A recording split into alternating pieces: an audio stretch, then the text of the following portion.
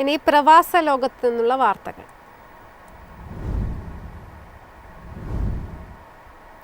Saudi അറേബ്യയിൽ real estate സ്വത്ത് സ്വന്തമാക്കാൻ ആഗ്രഹിക്കുന്ന വിദേശ കമ്പനികൾക്കായി പുതിയ നിബന്ധനകൾ പ്രഖ്യാപിച്ചു.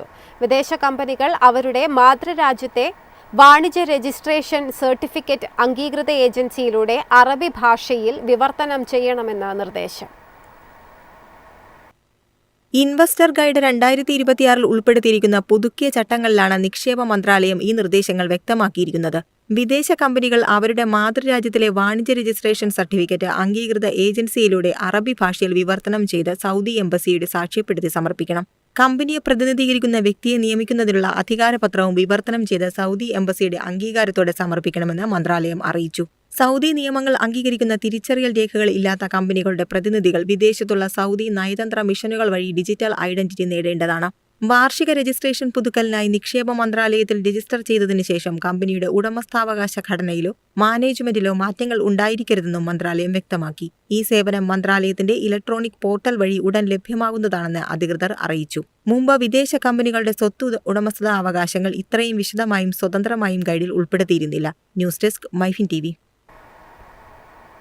UAE ഒമാൻ റെയിൽ പദ്ധതി നിർമ്മാണം അവസാന ഘട്ടത്തിലേക്ക്. ഇരു രാജ്യങ്ങളിലെയും പ്രധാന വാണിജ്യ വ്യാവസായിക കേന്ദ്രങ്ങളെ ബന്ധിപ്പിക്കുന്ന സംയോജിത ലോജിസ്റ്റിക്സ് ഇടനാഴിയായി പദ്ധതി മാറും.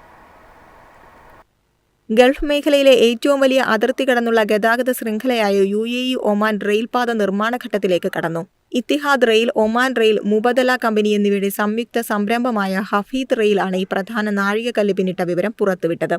ഇരു രാജ്യങ്ങളും തമ്മിലുള്ള സാമ്പത്തിക ലോജിസ്റ്റിക്സ് ബന്ധം ശക്തമാക്കുന്നതാണ് ഈ മെഗാ പ്രൊജക്ട്. UAEയിലെയും ഒമാനിലെയും പ്രധാന വാണിജ്യ വ്യാവസായിക കേന്ദ്രങ്ങളെ ബന്ധിപ്പിക്കുന്ന സംയോജിത ലോജിസ്റ്റിക്സ് ഇടനാഴിയായി മാറും. 238 കിലോമീറ്റർ ദൈർഘ്യമുള്ള ഈ ശൃംഖല അൽ-ലൈൻ, അൽ-ഖുറൈമി വഴി അബുദാബിയെ ഒമാനിലെ സോഹാർ തുറമുഖവുമായി നേരിട്ട് ബന്ധിപ്പിക്കും. മണിക്കൂറിൽ 200 കിലോമീറ്റർ വേഗതയിൽ സഞ്ചരിക്കുന്ന അത്യാധുനിക പാസഞ്ചർ ട്രെയിനുകളാണ് ഈ പാതയിൽ സർവീസ് നടത്തുക. ഇത് പ്രധാന നഗരങ്ങൾക്കിടയിലുള്ള യാത്രാസമയം ഗണ്യമായി കുറയ്ക്കാൻ സഹായിക്കും. ചരക്ക് സർവീസുകൾക്കായി റോഡ് ഗതാഗതത്തിന് പകരമായി കൂടുതൽ കാര്യക്ഷമവും സുസ്ഥിരവുമായ ബദൽ സംവിധാനമാണ് ഇതിലൂടെ ഒരുങ്ങുന്നത്. വിതരണ ശൃംഖല കൂടുതൽ ശക്തമാക്കുന്നതിനൊപ്പം ഗൾഫ്, ഏഷ്യ, ആഫ്രിക്കൻ വിപണികളെ ബന്ധിപ്പിക്കുന്ന പ്രധാന ലോജിസ്റ്റിക്സ് ഗേറ്റ്വേകളായി UAEയും ഒമാനെയും മാറ്റാൻ ഈ ഹഫീദ് റെയിൽ പദ്ധതിക്ക് സാധിക്കുമെന്നാണ് വിലയിരുത്തപ്പെടുന്നത്. News desk MyFin TV.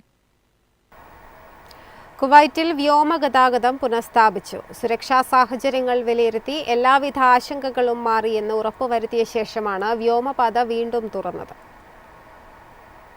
America-Iran സംഘർഷത്തെ തുടർന്നുണ്ടായ മിസൈൽ ഡ്രോൺ ആക്രമണങ്ങൾക്ക് പിന്നാലെ താൽക്കാലികമായി നിർത്തിവച്ചിരുന്ന കുവൈറ്റിലെ വ്യോമഗതാഗതം ശനിയാഴ്ച പുലർച്ചെയോടെ പൂർണ്ണമായും പുനഃസ്ഥാപിച്ചു. സുരക്ഷാ സാഹചര്യങ്ങൾ വിലയിരുത്തിയ ശേഷമാണ് വ്യോമപാത വീണ്ടും തുറന്നത്. ആക്രമണ ഭീഷണികൾ ഒഴിഞ്ഞതായും സ്ഥിതിഗതികൾ ശാന്തമാണെന്നും ബന്ധപ്പെട്ട സുരക്ഷാ വകുപ്പുകൾ സ്ഥിരീകരിച്ചിട്ടുണ്ട്. മേഖലയിലെ സംഘർഷം കണക്കിലെടുത്ത് മുൻകരുതലിന്റെ ഭാഗമായാണ് കുവൈറ്റ് വ്യോമപാത അടച്ചിട്ടിരുന്നത്. പെട്ടെന്നുണ്ടായ ഈ സുരക്ഷാ നടപടിയെ തുടർന്ന് കുവൈറ്റ് എയർവേസ്, ജസീറ എയർവേസ് എന്നിവയുടെ 11 വിമാനങ്ങൾ അയൽരാജ്യങ്ങളിലെ വിവിധ വിമാനത്താവളങ്ങളിലേക്ക് അടിയന്തരമായി വഴിതിരിച്ചു വിടേണ്ടി വന്നിരുന്നു. നിലവിലെ സർവീസുകൾ സാധാരണ നിലയിലേക്ക് മടങ്ങി വരികയാണെന്ന് അധികൃതർ വ്യക്തമാക്കി. News desk MyFin TV. എളുപ്പത്തിൽ സമ്പാദ്യം വളർത്താം. ഇന്ന് തന്നെ മൈഫിൻ TV ആപ്പ് ഡൗൺലോഡ് ചെയ്യൂ.